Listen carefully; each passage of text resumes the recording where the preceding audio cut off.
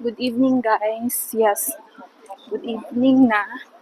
Pero, hayag pa kaayo ang ilahang syudad. Ang ilang dakpayan diri sa Amsterdam. Hasta pa kahayag.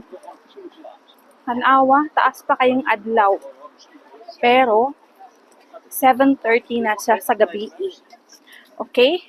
So, katong mga ungo, mga aswang, dili mo pwede mo ari. Ayaw mo ari sa mga aswang. Yung mga manananggal. Bawal mo ari sa Amsterdam kay dugay kay mangit-ngit.